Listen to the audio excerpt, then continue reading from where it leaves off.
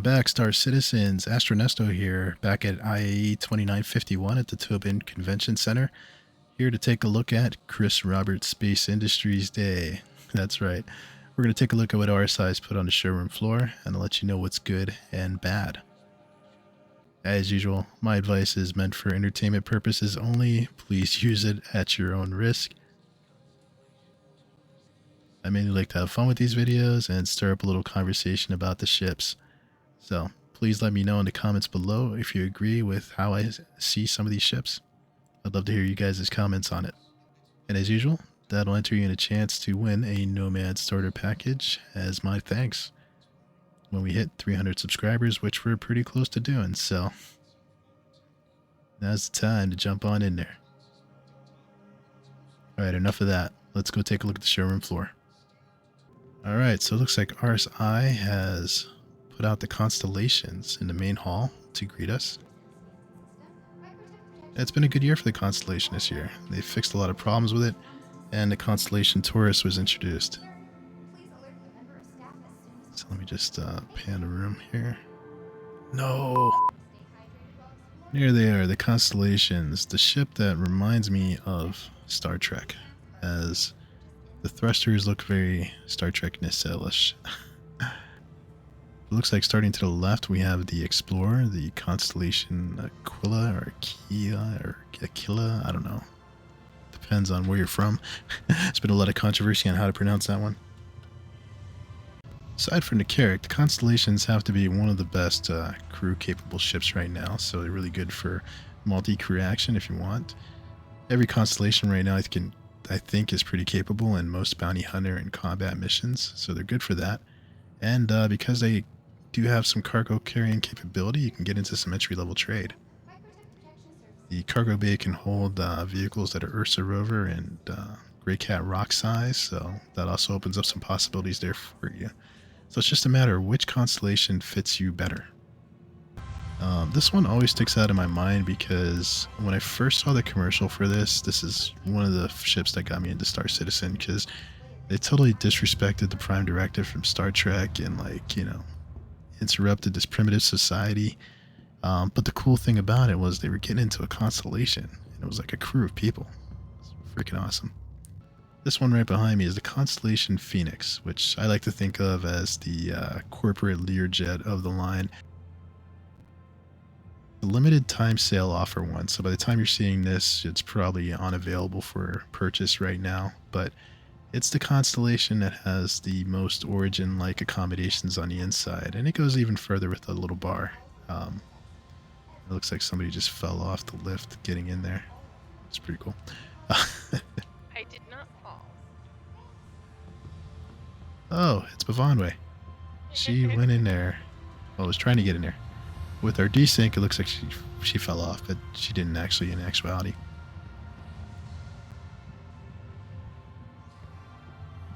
Let's go up through the cargo bay to talk about this constellation. Although I see a lot of NPCs down here doing their thing, so I'm not sure this lift is going to work. Let's find out. Alright, so the cargo bay in a constellation is pretty nice size. Can carry a lot of SUs of cargo, and also your ground vehicles like an URSA rover or a Grey Cat rock. And my lovely assistant is going to retract the cargo bay doors so we can enter into this Constellation Phoenix from the cargo area right now. There we go. Hold on tight, all you NPCs.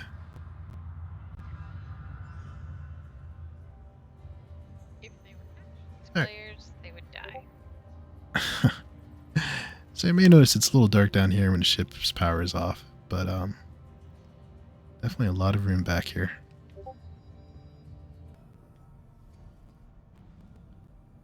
Alright, and as you can see here, like I mentioned before, the Phoenix is the upscale version of the Connie. It's got the most luxurious interior, very Origin-like, and even the lift itself is cleverly hidden in the floor down here. Isn't that right? Someday I'm told we'll have a working hot tub here. That day can't come fast enough for us, as we want nothing more to cruise the galaxy with a working hot tub.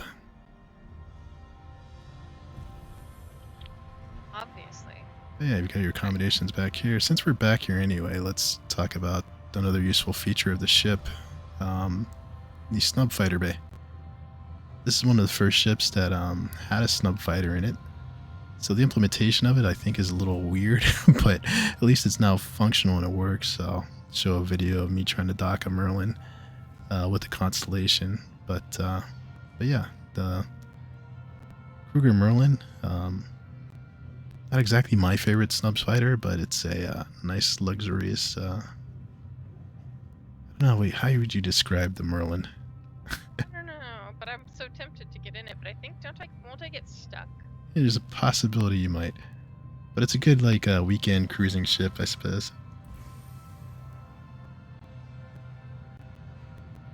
Yeah, it's kind of like that midlife crisis car that you have in the garage that you only pull out on Saturday or Sunday. Yeah, it's a cute little ship. Yeah. Anyway, this is probably my favorite of the Constellation line. Although, like I said, the Taurus is probably going to give you the most money-making capability. But, I mean, who wouldn't love this interior in here? You've got a few bedrooms, nice accommodations. Really great for your guest. But you know what it's not so great for? The crew. As we can see here, their accommodations look something like this, which is still better than what you're going to get in a Drake. Probably still nicer than what you're going to get in an Anvil or an Aegis, but you know, it's just okay. It's very, very IKEA-like.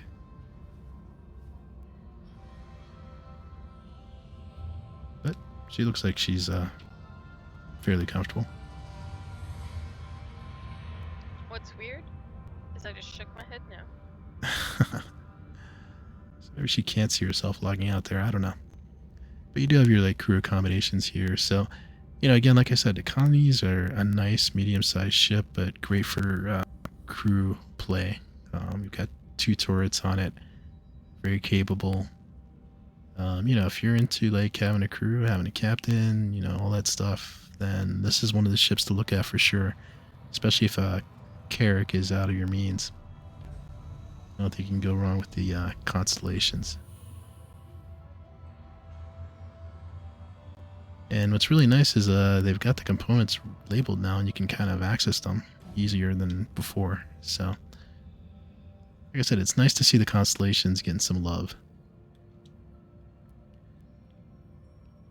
Anyway, I'm not going to get into all the other constellations. They're all pretty much roughly the same as far as the layout goes. The interior is slightly different with the modules, but the floor plan's roughly the same, and the cargo areas, you know, pretty much the same.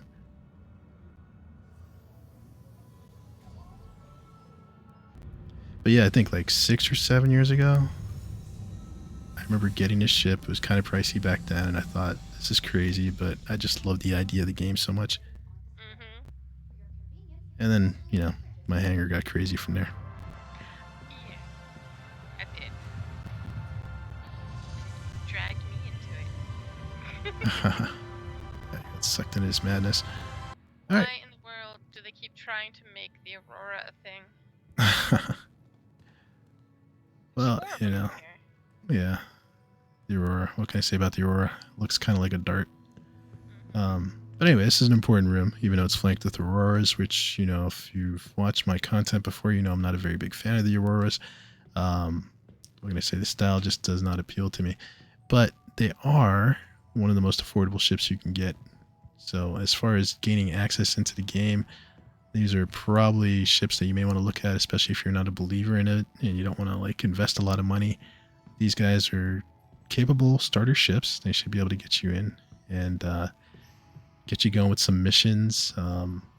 They can kind of do box missions, although it's a little weird putting the box in there. But you know, they should be able to do some entry-level combat stuff as well too, depending on how well you kit out the ship. And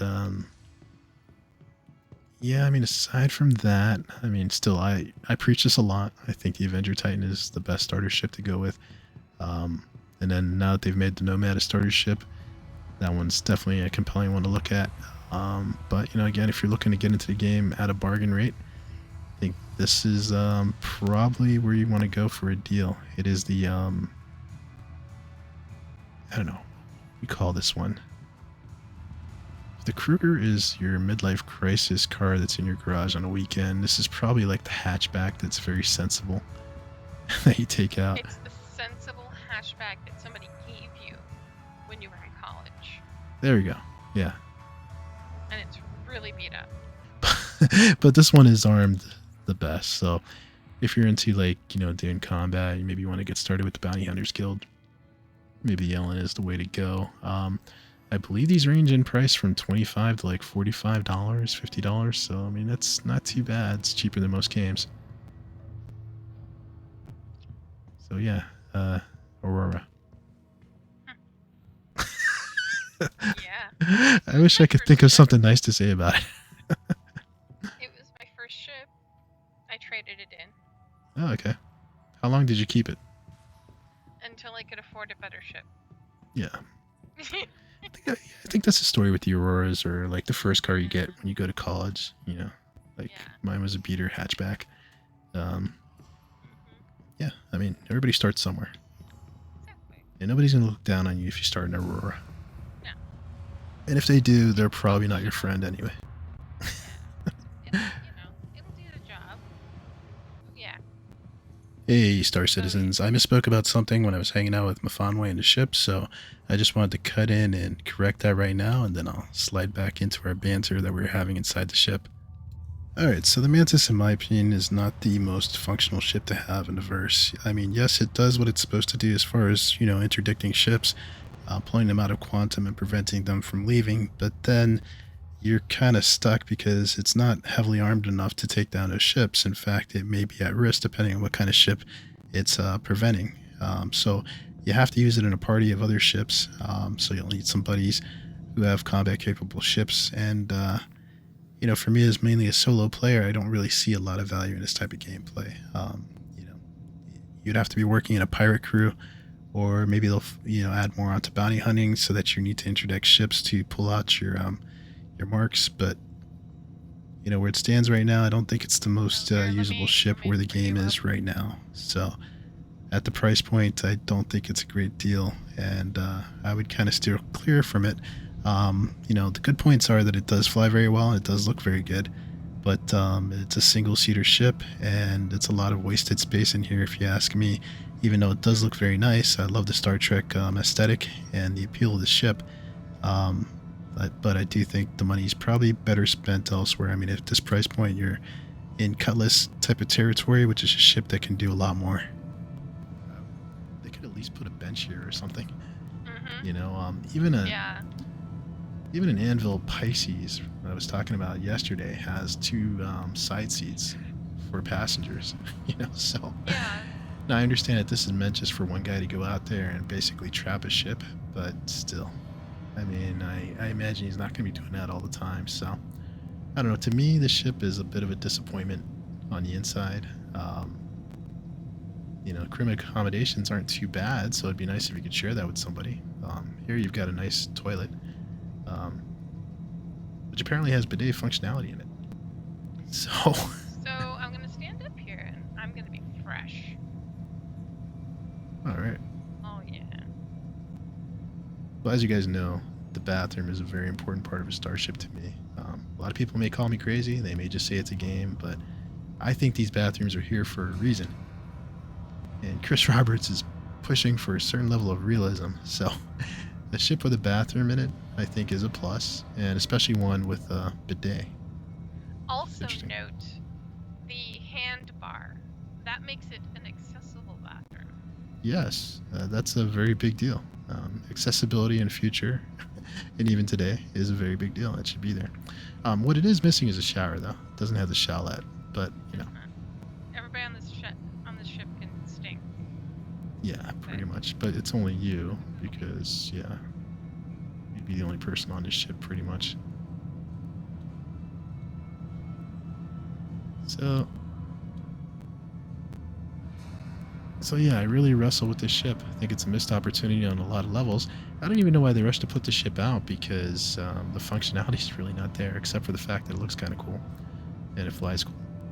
So, is it a buy for me? No. I mean, the sensible side of me says hard pass on this one. But if you have the means and you like having fancy stuff in your hangar, you know, go for it. Okay, so I saved downstairs for last because typically they put a lot of the ground vehicles and concepts down here, as we know, because all the conventions seem to be at Tobin lately. So let's see what RSI has to offer. Can they match the excitement that Anvil had the day before? I always get Anvil and Aegis, mixed up. Names are way too close. Alright, it looks like the side I came down as the URSA rover greeting us. URSA rover, one of my favorite vehicles. I know I said yesterday that the Spartan reminds me of the Mako from Mass Effect, but the URSA rover reminds me even more so of the Mako from Mass Effect, and also pretty much has the same function in game. I mean, this is the type of ship that's going to transport you and your crew from place to place. It's not as heavily armored as the Spartan is, but still a very nice ground vehicle, very good size. It is the, should we say, is this the minivan of the future? It's got 4 drop seats back here in the back. Still not the level that you would see from an Origin. More closer to Drake, which is kind of a letdown RSI. You could do better than that. And you have a lot of exposed insulation here, but at least you know it's going to be warm for those colder climates like Microtech. Yeah, I mean, very cool. I love the design of this. I mean, you've got great visibility in here from the top to the bottom. If you need to work on your tan, this is the place to be while driving. I don't know. I just like the look of it. Yeah, I don't know. I just have a soft spot for the URSA rover. I like the design of it. Fits inside the Constellations and a lot of ships pretty well. And as ground vehicles go, it's pretty practical. You can carry stuff in here as well as people. And the price point's, fairly reasonable. Do I recommend that you buy this with real money? No. I mean, it's a ground vehicle. You should buy it in game. But it's only $50, so if you've got $50 to splurge, you probably will spend that on paints anyway. This isn't a bad way to go. And even though I'm a big Origin fan and I'm looking forward to the G12s, I mean, in actuality, I know I'm going to get more use out of this URSA rover than one of those G12s, in my opinion. So the only thing I wish it had is more military options, more heavy arms. Can't spit that out, but I guess that's where they're trying to steer you towards the Spartan. But something like a Spartan is going to need a larger ship to carry it. So again, I think the URSA kind of wins out with versatility. All right, since you're in the driver's seat, what do you think about the URSA rover?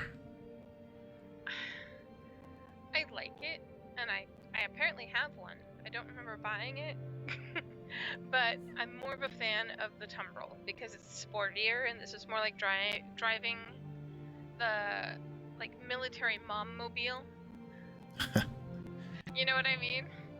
Yeah, it's for soccer moms, I guess. It's the SUV. Mm-hmm. Although I find this to handle better than the Tumbrels for me. So sometimes I think the Cyclones are a little too fast for me. So I kind of prefer this a little bit more as far as stability goes. I feel like I'm going to flip a Tumbrel over easier than one of these. But yeah, I mean, as far as ground vehicles go, I mean, it's a pretty good option to me. It carries 6 people, so that's a nice option as well too. Where the Cyclones are just 2-seaters, I believe. So yeah, that's true. With everything, yeah, I'm sorry, I was going to say with everything there's a trade-off. Yeah, exactly. Like the Tumbrel is fun, but it's not remotely practical, which this one is definitely more practical. Yeah, that's for sure. That's why it's for soccer moms. Mm-hmm. All right, let's see what else is out here. I know, you just saw the Spartan upstairs, right? With the anvil section. What'd you think of that? I don't dislike it. But I don't know that I would spend money on it. Yeah. Let's pick it up. And let's see. It should be the holo room, right? Mm-hmm. Let's see what's going on here.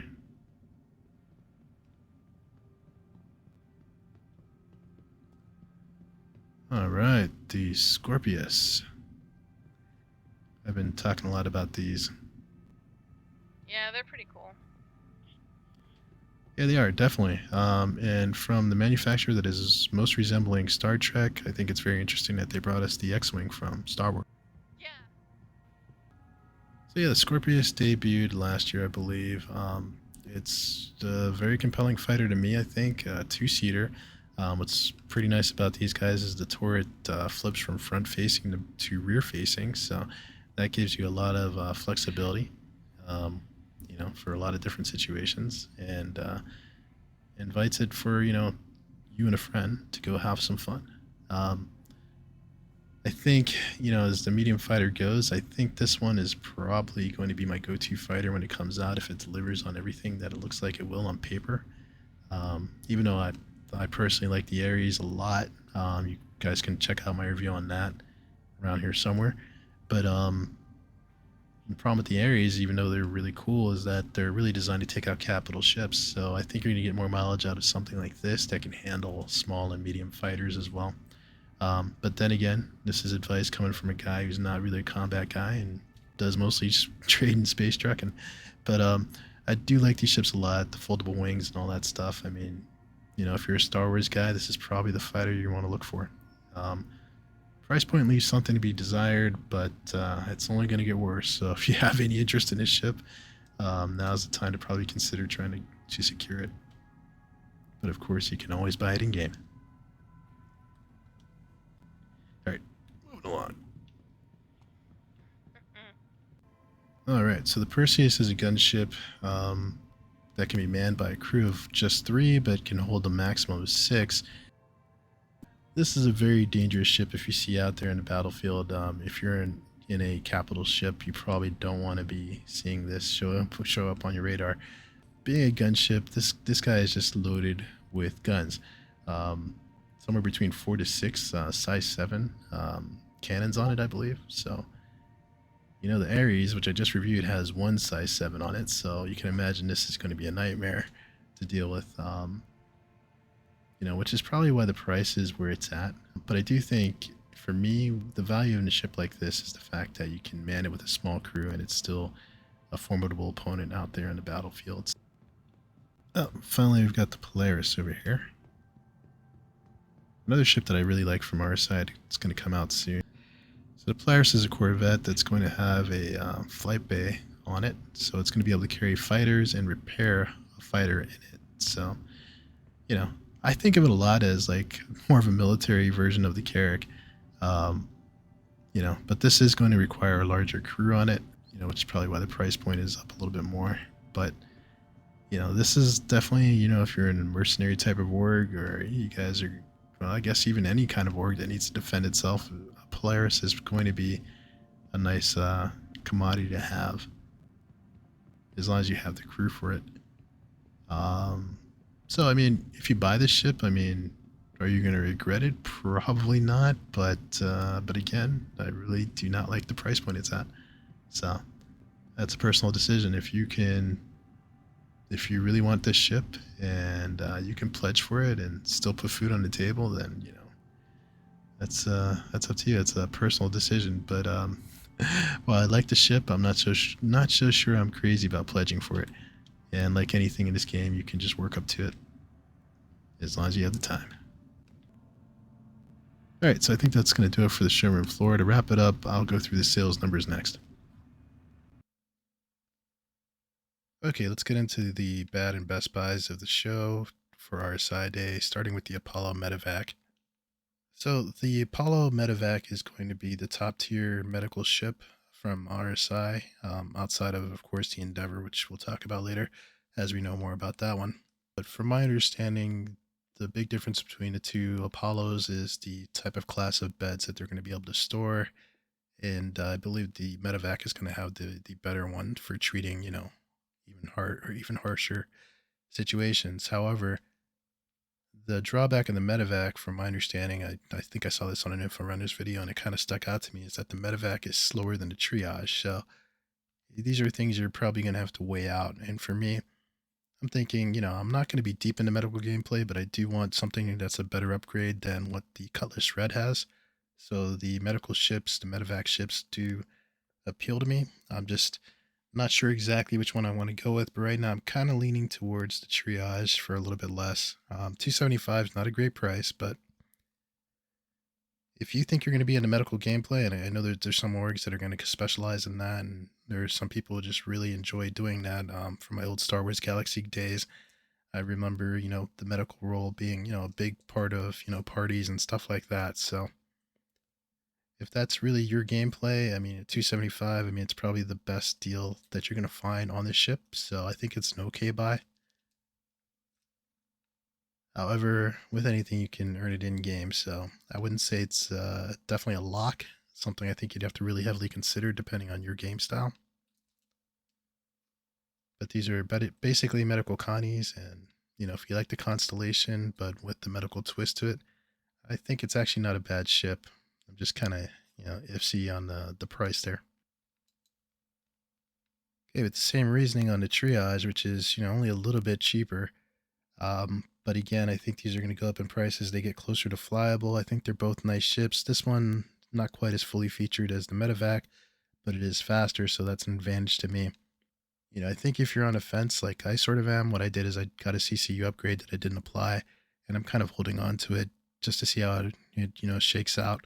If I don't like what I see getting closer to it, I'm probably going to melt it. But, it really depends, and it's a personal decision whether it's in your means or not. But I think 250 for the type of ship that this is and what it can do is an okay price, especially considering that it's going to be it seems like a big upgrade upon the Cutlass Red. We know that ships with med bays are, kind of a big deal. All right, moving along to the Auroras. I'm not really too crazy about the way these ships look, but they are a pretty good deal, especially when you can get one starting at $20 just to get yourself into the game and, start doing, entry level missions and that sort of stuff just to build up your character and your wealth. So I don't think it's bad for a starter ship. Wouldn't be the one that I would pick. I'd probably lean towards an Avenger Titan. That's the one I kind of steer towards people towards. And now that Consolidated outlines Nomad is considered a starter ship, I would also steer people that way as well too, kind of away from these Auroras. But I kind of think like if you're on the fence about this game and you have a lot of good reasons to be on the fence about it, to be quite honest, then start with something like this and see if it appeals to you. Because we all know that Star Citizen, in the shape that it's in right now, and the fact that it's probably not going to be released fully for quite some time, there's a lot of trade-offs you have to accept with playing a game right now. So I don't think there's anything wrong with getting a cheap ship like this and building yourself up and actually probably enjoying the game more, trying to earn these ships in game with something like this, as long as you have the time to do so. I myself am a busy working adult, so I kind of make that excuse for why, I kind of skip ahead and purchase, high price ships. But that's another story unto itself and part of your own, you know, psychological condition, I suppose. But definitely, whenever making a purchase, do whatever fits your budget the best. And I think an Aurora fits everybody's budget. So for me, it's a buy. Although I think if I was going to get a starter ship, I would spend a little bit more on a more fully capable ship like the Space Penguin. All right, let's talk constellations. Constellation Andromeda, 240. Not a bad price for, basically all the constellations are kind of like decent haulers in my opinion. And but each variant brings something to the table. The Andromedas, they're gunships, so for a ship that can carry some freight and do some combat, and we know that bounty hunting is now a somewhat lucrative profession to get into. I kind of prefer ships like this that give me the ability to do more than one thing, such as carry a rock. If I want to do some vehicular mining, you know, take on those combat missions, or also dabble around in trade. So for me, I like the constellations. They fly better depending on which variant you get now, and they're more combat capable. So I think for an Andromeda at this price, not too bad of a ship. However, you can just take an Aurora and work up to something like this if you put in the time. Aquila or Aquila, however you pronounce it, at 310. Now you're starting to kind of like lose me a little bit because I don't really want to spend that kind of money on, a constellation. So So I think that's up to you. But I think 350, I could probably put that on something else. I mean, I think for example, the Crucible, I think you can get for about this price, which I think is worth more. Phoenix, anyway, we probably shouldn't even be talking about because it's a limited sale, and I believe they've probably already sold out of them, which is a shame because when I got it, it wasn't that limited, I believe. But this was like years ago. So I understand things have changed, and they've made this one kind of an exclusive ship, which I don't disagree with since I have one. but but I do wish that I was able to get mine with LTI, so that's kind of a bummer for me. But yeah, 350. I don't know. I think I would be looking towards something else other than this. So for me, the 350 is just an okay buy, but something like this Constellation Taurus at 190, I think is a good buy because the Taurus is a really capable hauler, and we know that doing trade is going to make you money in the game, which can then open up doors to everything else. So, but I do understand trade's not for everybody, but really at 190, I think it's a great deal.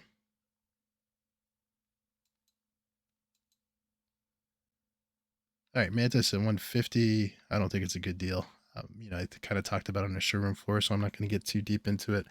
But it really depends on your style of gameplay and the type of work you're in. But this is a niche ship, and it's for the price of something that you can get a Cutlass for around. So, for me, I would go with the Cutlass. That's just me. But it is a pretty ship, and if you like having fancy things in your hangar, I don't think it's bad, but I still would earn it in game. So it's a pass for me. The Orion is going to be the capital ship for mining. And if you're a miner, I do think this is kind of the type of ship that you would want to have, considering the fact that it's going to be able to save you on refining costs and really handle those deep mining expeditions. So while I'm not in love and I really hate to recommend a ship over $500, I do think this one is a good buy in a sense that it's only going to go up in price. And if you look at the value of it, you can pretty much, base your mining org around this. But it's not a good buy if you're just a casual miner. Stick to the moles and, prospectors. But, if you're really heavy into mining, kind of like I am, and that's something you enjoy like doing, obviously I think you kind of have to consider an Orion. The question is whether you want to skip ahead and just buy it out right now or just earn it in game. The answer is always you should earn it in game, but if this is your gameplay, I think it's a good buy. The only problem for me is I really hate getting capital ships without LTI. It's just me personally. Fighters and vehicles I don't care so much about, but for some reason capital ships I do. So I would probably try to see if you can do a CCU upgrade. Maybe get yourself a token like the Spartan, for example. Okay, Perseus, great combat frigate. It's going to be an awesome gunship. Hate the price though. I can't recommend that somebody spend this kind of money on a virtual ship, but if it is within your means and money's no object, I don't think you can feel bad about this one, considering you can really wreck some stuff and do it with a small crew, which I like. So for me, it's an okay buy if it's within your means. I think other people would rate it as a higher good buy, but I just really struggle to rate things as a definite buy when it crosses over that 500 threshold. Polaris, kind of same deal. I love this ship. I love the concept of it. I think it's going to be an awesome Corvette. Awesome ship to maybe base your whole operation around. But I just hate the price point at 750. It's got to really deliver for that price. But again, if you're, it's in concept right now, and if you love this ship, you probably need to make a move soon because it's really starting to get into that 890 jumpish kind of territory as far as price goes. RSI Scorpius, I think these are a good deal, and I think you should get them now. I mean, who doesn't love an X-Wing fighter? But on top of that, it's got that front and rear facing turret, and all the wings have arms on them. So this thing is definitely loaded pretty nicely. So to me, I think it's a buy. Next year, when it's a little bit more, I don't think I could possibly say that. So And I really didn't like the price that it was introduced at, but I do think it's going to be the type of fighter that it'd probably be the last fighter that you need. All right, URSA Rover at 50 bucks. $50 is pretty cheap, but it's a ground vehicle, so it's really not worth it.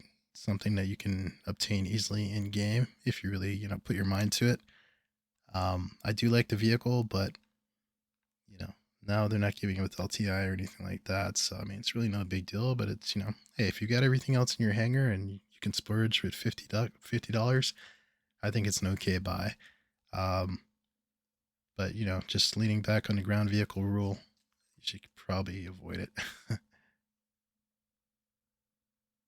Anyway, thanks for checking out RSI Day with me. And a special thanks to Myfanway for hanging out with me as well too, to give another perspective, the female in space perspective. Anyway, I hope you guys enjoyed the video. If you did, please help me out and like and subscribe to the channel. If you leave a comment, we're very close to the 300 subscriber threshold, which I'll draw a winner from the comment section. So get your comment down. Doesn't matter how deep it is, although I really do like the insightful ones and I really do want to hear your thoughts on the show. But as long as you drop a comment in there, you'll be entered in the chance to win that Nomad starter pack. So good luck if you did enter. If not, you still have some time. Anyway, this is Astronesto, really thanking you guys for watching the video. I do appreciate it. Hope you guys are enjoying the show and being safe out there. Thanks for watching, and we'll see you next time.